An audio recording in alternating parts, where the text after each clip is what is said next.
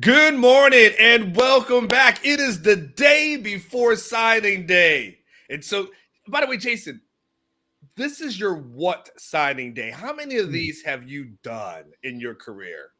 Too many to count. Can you see the bags under my eyes on where I am tired, dude? Let me see. This will be my 22nd or 23rd with Orange Bloods, and I did 2 or 3 before that with Horns Illustrated magazine. So a lot onward. And they're always fun. They're always exciting. This one though, I'm like, because we got tomorrow and it goes till Friday, and Justice Terry is not going to announce till Friday.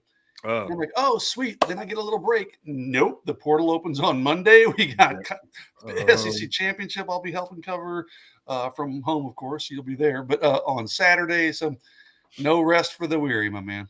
Oh, man, that is definitely rough, man. I totally get it. But what, Jason, tomorrow is signing day. It'll be Steve Sarkisian's fourth one or third one, I guess.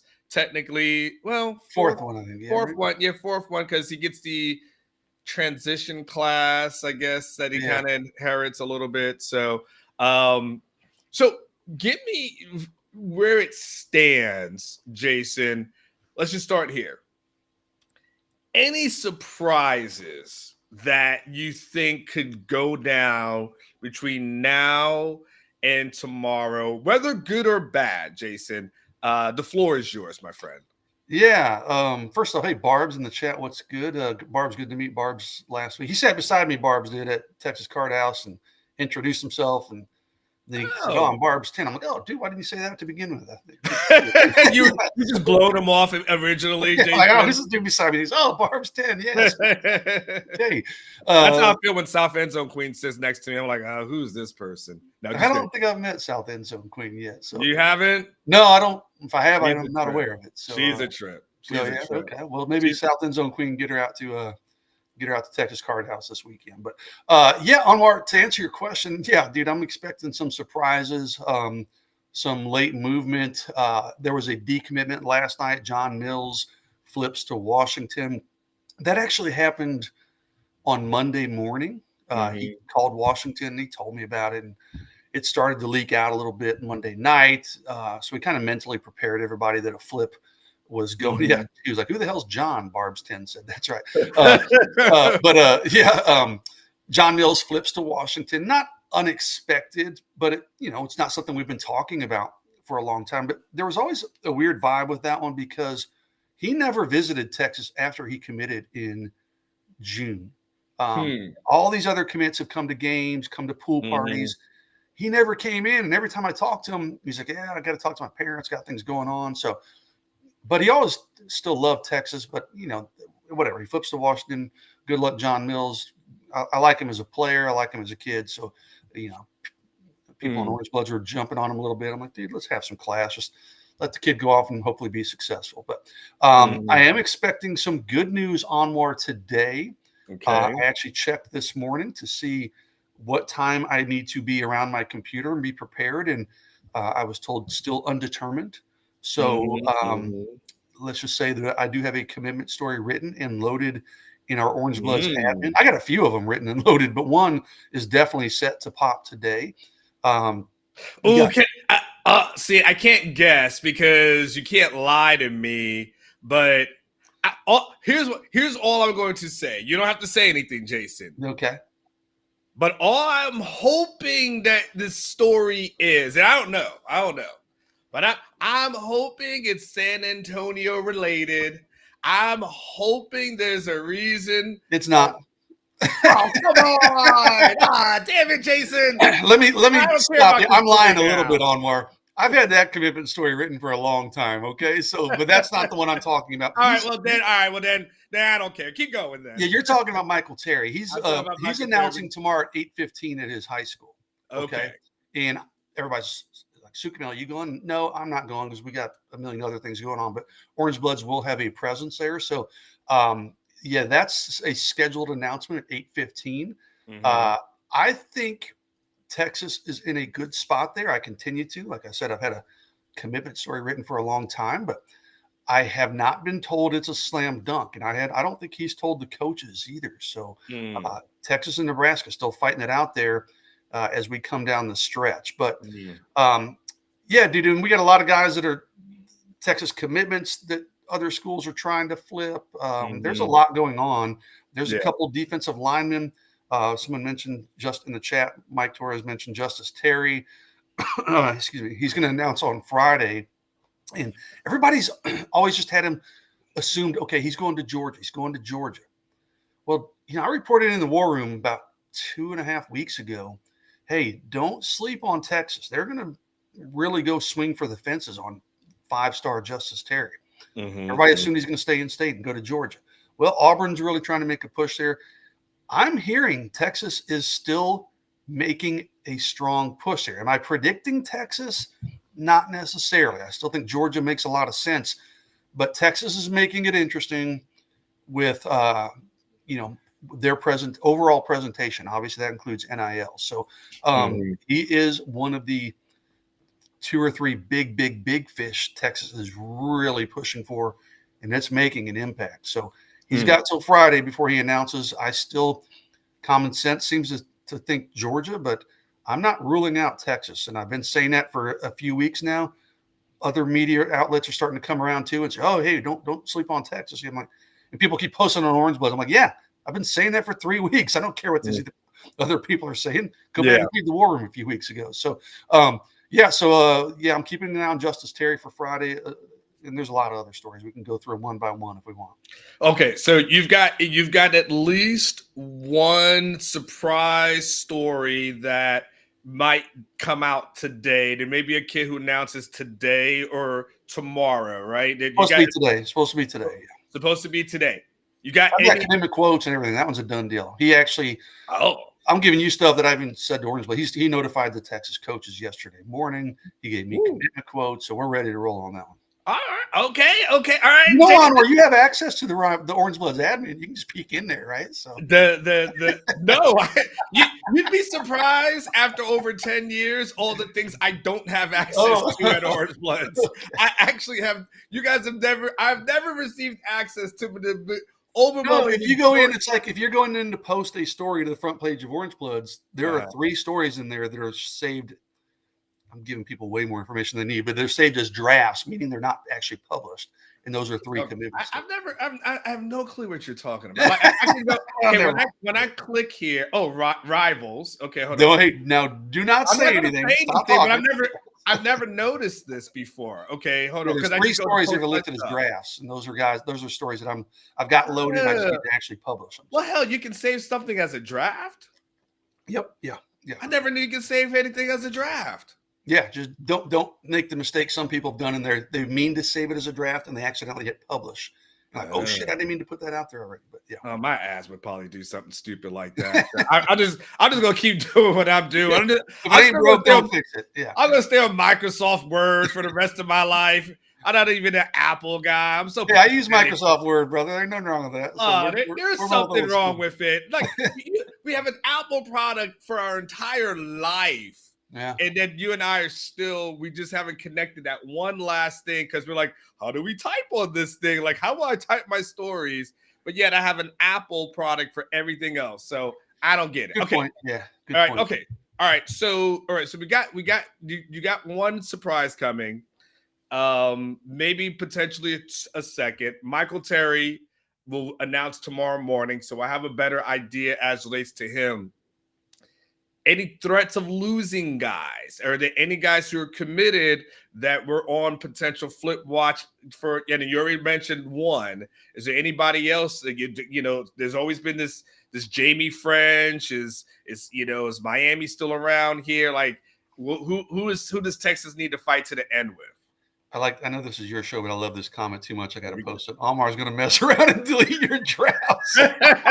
Hey, seriously, Brandon, I got out of it. I got out of it. I'm like, I can't do it. I'm probably going to mess up something. I'm like, let me just get my old ass out of here. There are a couple guys Texas is still having to fight to hang on to. You mentioned Jamie French. Florida continues to make a push there. They've actually flipped 2 of his high school teammates, including his high school quarterback from Florida State and Miami. They just flipped one on Monday, a safety. And Florida had like some guys visit this weekend. on Sunday, kind of under the radar. I was told Jamie French was not there, so that's good news. But weirdly, there is, I'm told, a little bit of confidence on the Florida side that they have a real shot of flipping him. I'm predicting him to stick with Texas based on my conversations with Jamie, based on the fact that he's visited Texas a ton, including for that Kentucky game. But it is one we're going to be watching all the way until he signs his letter of intent. Nick Townsend, the tight end commitment for Texas, visited Texas A&M for the game on Saturday, and Nick was great. He and I talked on Sunday. He goes, dude, I was rooting for Texas. I had to dress in neutral. I can't show up in burnt orange. He goes, you best believe I was rooting for Texas. And he goes, I'm surrounded by all these Aggie fans, and they're giving me dirty looks. And he's in the recruit section rooting for Texas. So I don't think you need to worry about Nick Townsend. Wait a minute. Hold on. I'm trying to understand. So did he just go because he got a free ticket? Is that from A&M? He got a recruit ticket from A&M, and he goes there and he's rooting for Texas. So yeah, so I was like, kid already. Yeah, Nick doesn't care, dude. So, and he went to the New Mexico State game they had a couple weeks ago. So he went to 2 consecutive A&M home games. But he's like, dude, I said, what'd Jeff Banks say? He goes, dude, I already told Jeff Banks. He goes, I'm there to watch you. I'm not there to watch A&M. So I'm like, okay. Hey, if they're going to give you the ticket, you might as well use it, right? So I guess so. That is hilarious to me. But I would wonder, you with their ticket, you still got to like go and tour the facilities and sit down with the. Not always. Sometimes you can sometimes these guys show up after kickoff and they just literally go to their seats. So I don't know. I didn't ask him that. Not like an unofficial visit kind of thing. It's more. Yeah, I mean, sometimes they do, or they'll meet with coaches before the game or after. I was wondering, is it like like when you go to like the timeshare and it's like, we'll give you these tickets to Disney World, but you have to sit through our presentation for a few hours. No, I mean, that's a good analogy actually, but I think they can just go and they have their names on whatever 2 tickets or whatever. So I'm assuming he probably just showed up, watched the game, and got the hell out of there because it was a night game. But yeah, but I don't think you have to worry about Nick Townsend. Myron Charles, defensive lineman, Florida's been on him. He's visited Florida a bunch. I think he was at the Florida State-Florida game on Saturday. I think he might have visited Florida on Sunday. That's been discussed, but it hasn't been confirmed. But we're keeping an eye on Florida. I think he's going to stick with Texas, but we're keeping an eye on Florida there. Josiah Sharma, another defensive tackle, visited USC on Sunday.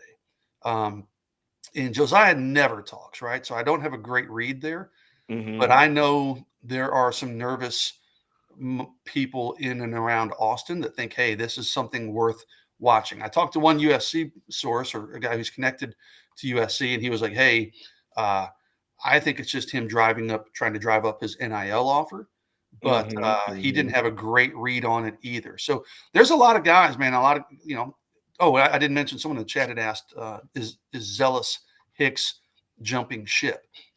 Florida is making a really strong push with Zealous Hicks. This Florida stuff's getting annoying. I know, right? Florida. Zealous, when he came in for the Kentucky game, that was his official visit. I thought, okay, that's going to kind of lock that one down.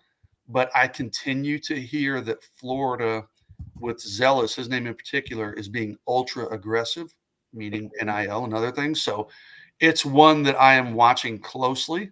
Don't know the answer to that one yet. But, I mean, this is a weird recruiting cycle. And maybe this is just the new way with NIL. But there's a lot of stories that are yet to be determined how they're going to unfold.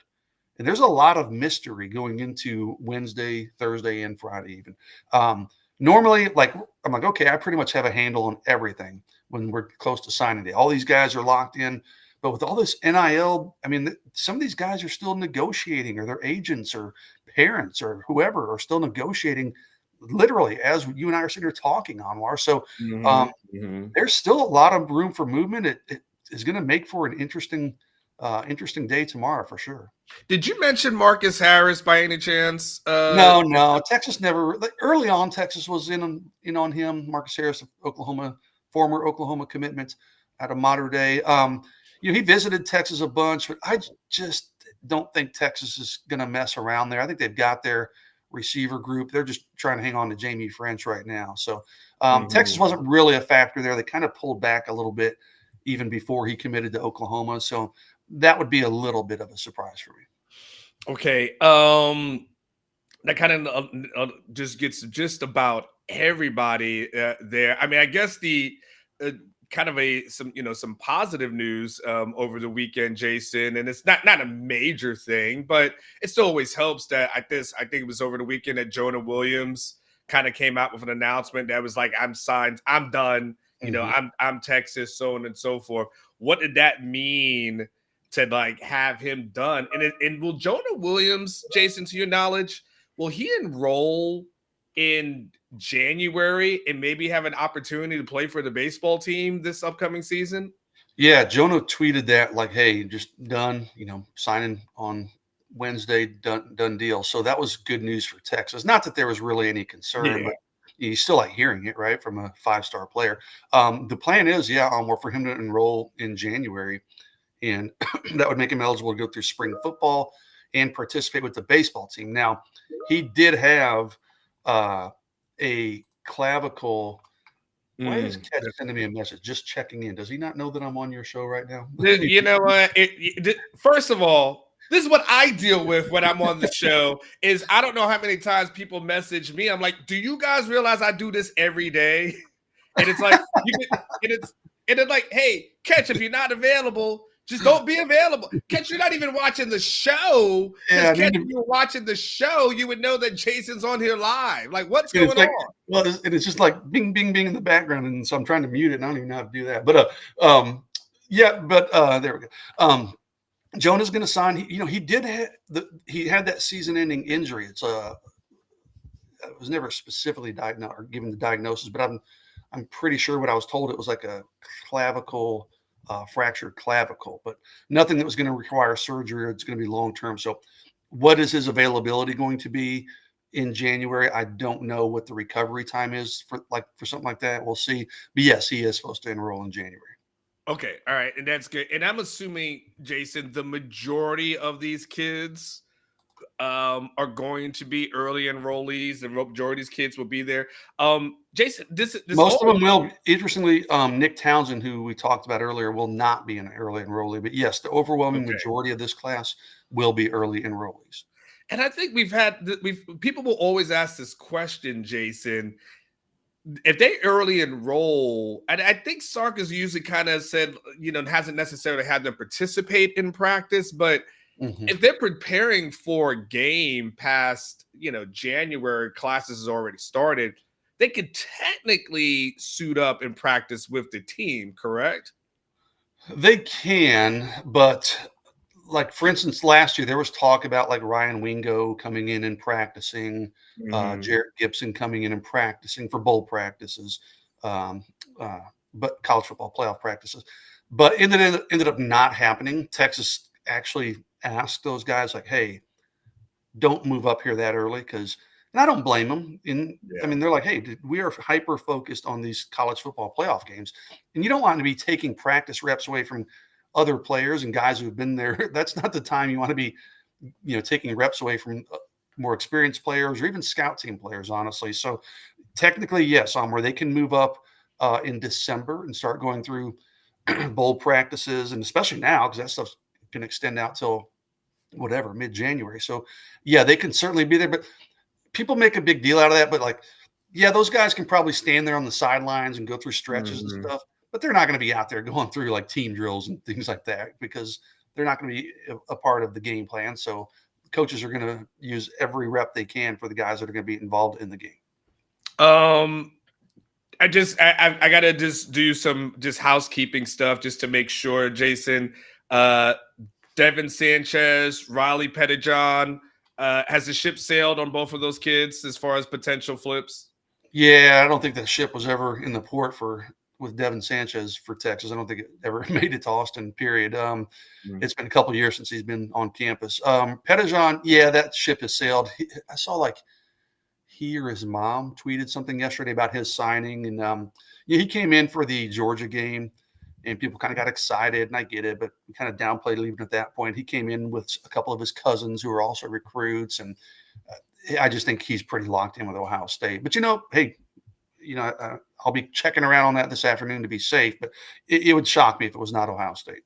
Okay. And I assume just one more housekeeping thing. Lamont Rogers, that's done as well, right? I mean, that ship has sailed as well. Yeah, someone in the chat, I don't know if that's true, said he just committed to A&M. Like, I'm actually looking on Twitter. Oh, he did. Oh, okay. He just committed 34 minutes ago to A&M. So Oh, well, there you go. so that ship is sailed.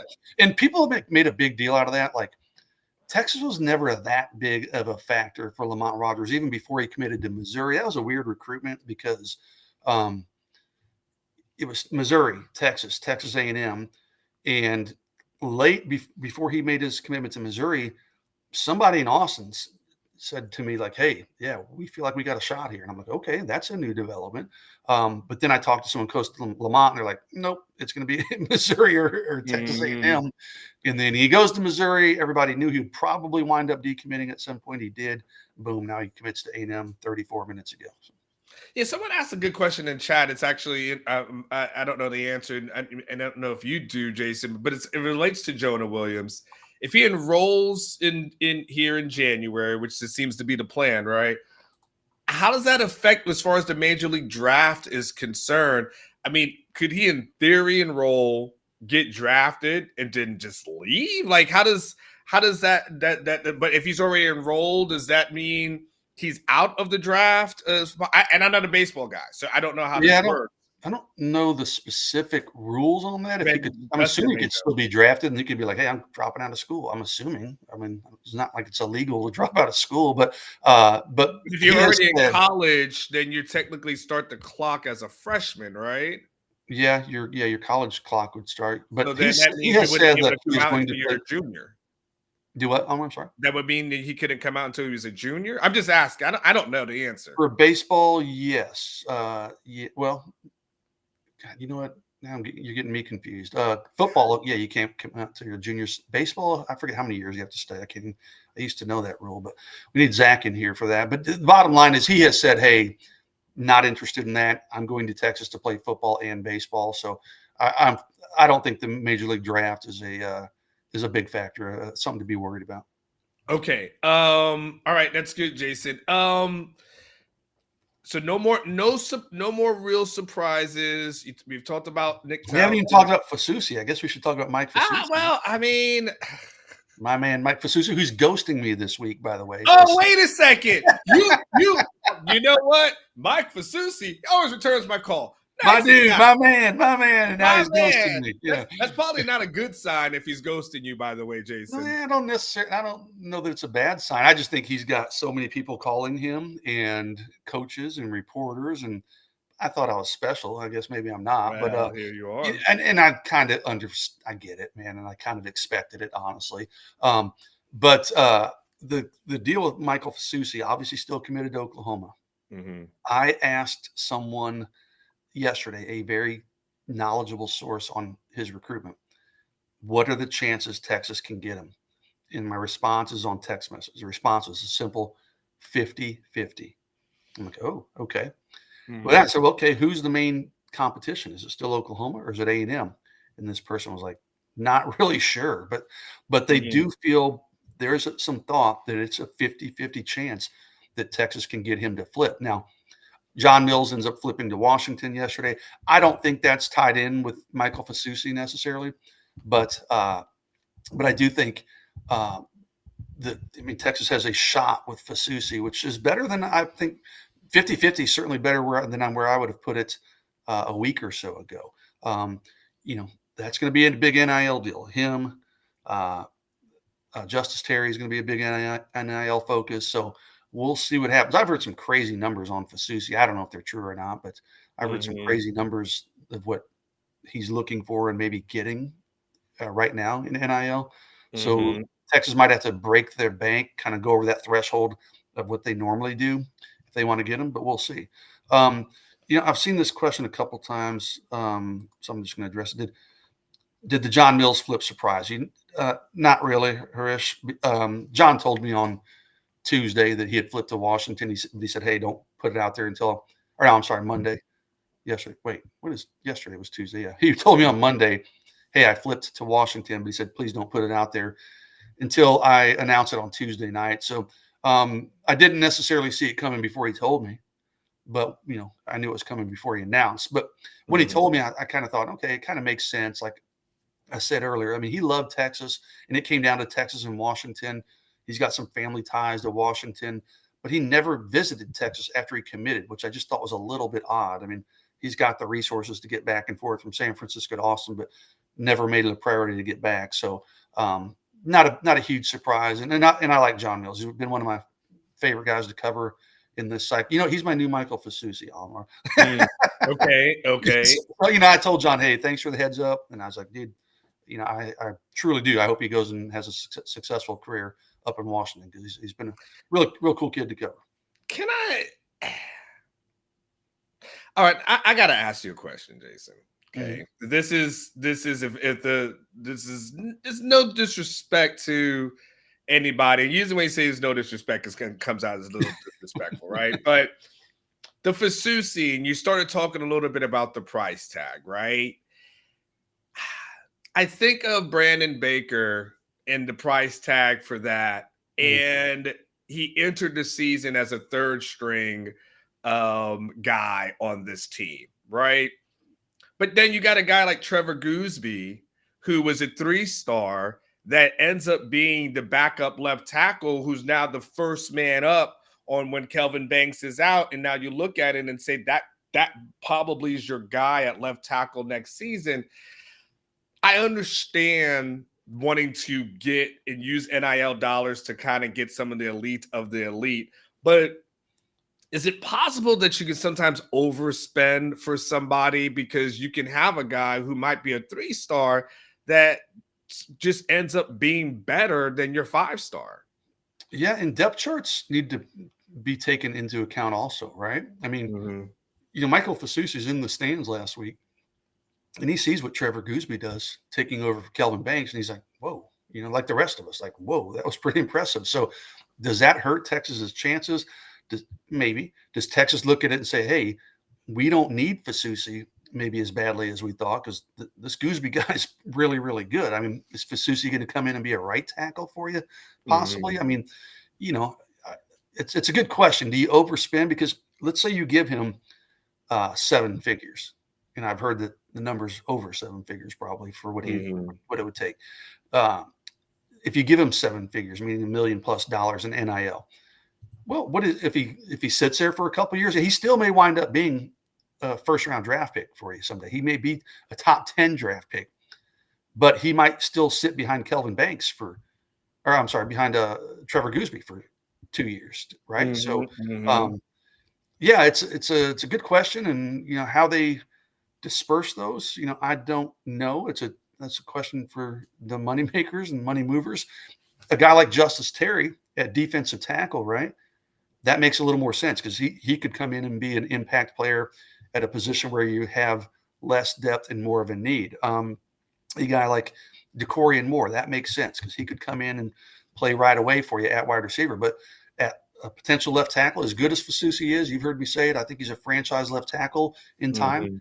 I don't know that Texas absolutely needs to have him largely based off what we saw on Saturday night. I guess, okay, and I guess I have a problem. So here's my whole problem here, and this kid better than I. Damn it, Benji. I'm sorry, Fong ruined it for the kid committing. That just pisses me off. If that's true, I haven't seen it. I don't know what's been reported. Go check Twitter. Let these kids have their effing moments. It's not your moment, dude. It's his moment. I've got commitment quotes from the kid, and I'm not giving hints. That just pisses me off. People, let him have his moment, dude. Just let him. But anyways, whatever. Go ahead. Well, check Twitter for me. Check and see what was said. And you can you may not have to address it here, but you can just let me know if he did ruin it or not. We could just still honor whatever he probably heard it from a coach or something from the school he's committed to or something. And I don't know, but I don't even I mean, but still, man, I mean, whatever. Just is it? Did he do it? Did he do it? Before we rip the guy, maybe they just posted on like a message board or something. I don't know, but It's tough to keep news quiet. I get it, but it just kind of stinks because the kid's been pretty good. And like, I don't give a shit if it does get out there. I'm not saying anything because the kid gave me quotes. He was trusting. I feel like I broke this story yesterday that, hey, big news is coming on Tuesday. If other people leak it, then that's on them. I got a clear conscience. So let's get this is where I struggle a little bit.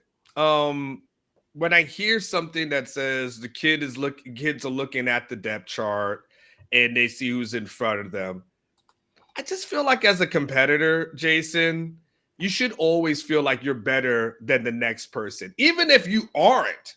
I feel like a competitor says to themselves, I see that person, I'm better than that person. You look for the flaws, you look for the weaknesses. And so it kind of rubs me the wrong way when I hear those kind of things. And look, if your goal is to go into the NFL, guess what? You're always going to compete for your job every single year. That's just how it is, unless you're the franchise quarterback. Everybody else, they're always going to draft someone every single year. They're always going to bring in guys, free agents, so on and so forth. So I guess maybe I'm just old school, but just the whole looking at the depth chart thing, it's kind of weak sauce for me. I'll be honest with you. Yeah, and you know what? Most of the guys, the elite of the elite, 5 stars certainly, even Rivals 100 members, they view it the way you view it. I mean, those dudes are ultra competitive, ultra confident. Most of them aren't afraid of competition. I mean, listen, if they were, Georgia wouldn't recruit well, and Alabama and Ohio State wouldn't continue to recruit well. But every once in a while, you'll talk to a guy, and it's also a business decision. He's like, "Oh, wait a second," especially like at quarterback, like you said. Okay, I'm not going to follow Arch Manning, which is why what Trey Owens did. I was like, kudos to Trey. Trey's not afraid of competition.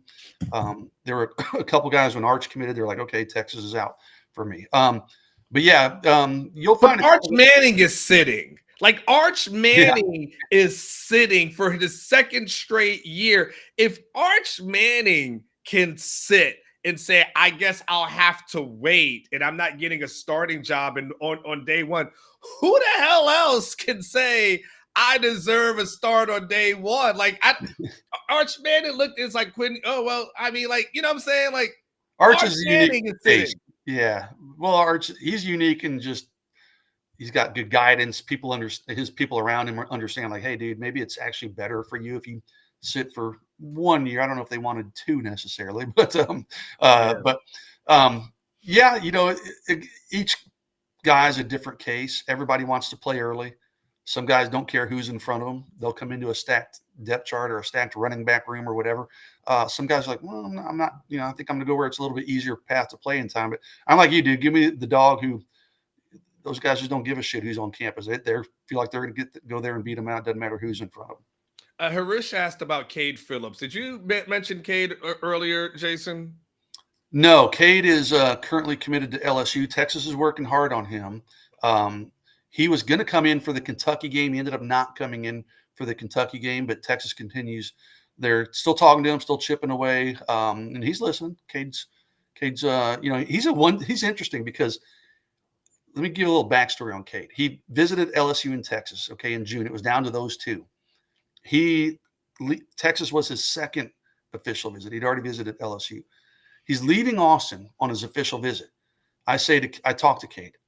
I said, okay, off the record, it's fine for me to say it now. I said, who is leading out of Texas and LSU? Which way are you leaning? Because LSU, actually. I said, okay, that's not good news for Texas because literally you are leaving your official visit. Well, about a month later, he commits to Texas. He goes, I just talked to people and the opportunities at Texas were better, blah, blah, blah. Well, then a month after that, he flips to LSU. And now Texas is trying to get him to flip back. So it's been back and forth. But really good player out of the Houston area. Safety, corner, can do a little bit of both in the defensive backfield. Big guy, explosive athlete. But, Texas is working hard to flip Kade Phillips from LSU. Just a couple of things before we get out of here, Jason. Kind of a little off topic, but kind of on topic because it was next week. I think all of us thought last year, at least I'll say I felt like Micah Hudson to Texas Tech never made sense. Just didn't make sense to me. I felt like it's overthinking it. I feel like you're just overthinking it. You're a 5-star. You got to go where 5 stars go. Texas Tech ain't the place for you. And it was always like there's this the stepdad connection to Tech and so on and so on. I'm like, okay, but you're better than Tech. Like I'm sorry, you're better than Tech. This is not you. So color me surprised that a year later you're going to the transfer portal from a school that most of us said you shouldn't be there. But it's like, okay, you're a kid. You gotta go through it yourself. You gotta go through the motions. Next week, is that a kid that Texas should try to run kick the tires on once again? Like, what's your thoughts on Micah? Because I know you liked him a lot as a recruit. You know, a lot of people say no, just because he had 8 catches this year and he didn't play very much. I disagree. I still think he's a tremendously talented player. There's a reason he was a 5-star recruit. I saw him a bunch in high school. That guy dominated the competition, good competition too. I don't know what happened up in Lubbock this first year. You know, that's a question I need to, when I have a little more time, and talk to some Texas Tech people. I'm like, what the hell happened with Micah Hudson, and why was he a non-factor? He was injured. He was injured early. Injured early, and then there just became a disconnect with him and the staff, and it just became kind of contentious. So over the last, I would say, month and a half or so. Because remember, I put in our team's channel, I was hearing about Mike. Yeah, months ago. Yeah, so I he was. I just didn't want to. I didn't want to put it out there because God forbid the guy decided like to work things out with the staff, and everyone just says, "Oh, you just stirred up some shit." So I just kind of just left that alone. But that's kind of where that went. Yeah, well, he is. I mean, he literally texted me on Sunday that yes, he is entering the portal. So I mean, unless he changes his mind, but that came directly from Micah. So. Do I think Texas should kick the tires? Yeah, I do. I mean, I think he's a tremendous prospect. You know, I mean, he still has NFL talent. I mean, will he get there? I don't know. We'll see. That first year in Lubbock kind of scares you a little bit, but I still think Micah Hudson's a tremendous talent. And listen, man, people bashed on him, Texas fans, for going to Texas Tech, and it was definitely an interesting choice. I mean, you don't see a lot of guys of his recruiting stature go to, well, never have as a guy of his stature gone to Texas Tech. But I've always said it, you know, Micah kind of marches to the beat of his own drum. He's not going to just follow the cookie cutter path. But I've also said, in my experience of covering Micah Hudson, he really is a good kid, man, or a young man, I should say at this point. I mean, he's not some diva. He's not a guy that's just a pain, not with me anyway. He's never been a pain in the ass. He's always very respectful, very responsive. Even on Sunday, when I texted him, he got right back with me, and he's very forthcoming. So, yeah, I think Texas should kick the tires on him. I wouldn't be surprised at all to see that happen. And if they do, I think there's a good shot that he winds up in Austin next year. All right, last one, Jason. I'm going to allow you to be the old man that you are. Okay, that the older you are, the more you're into the kids who show respect. Yes, you hear it every week from me. I know. Yeah, every week. So in the signing class that Texas will have tomorrow, who is your favorite, or who are amongst your favorites, and why? Do you have one, or do you have a couple? No, you know, I'm just going to go down the list. There's probably a couple. I mean, honestly, if they flip Fasusi, he would certainly be in there. Obviously, you know that, right? Dalen McCutcheon is one. Dalen McCutcheon is such a nice kid. When I was down in Jacksonville for the Rivals 5-star. Yeah. And Dalen's parents were there. They're on the sidelines. And I made it a point. I was leaving the event, and I made it a point to head to the airport to go find his parents, introduce myself, and just said, "Hey, I just want to tell you, as a dad of teenagers, that your son is an incredible player." And at this time, he wasn't committed, but I kind of knew it wasn't going to be Texas. It was going to be Florida State. And now, since he's flipped to Texas, but yeah, Dalen McCutcheon's, in terms of quality kid, awesome kid. I've really gotten to like Nick Townsend. He's got a fun personality. Smith Arogbo's fantastic. Caleb Chester, Chad and I had on our recruiting hour show. He's the only recruit I've ever brought on the recruiting hour.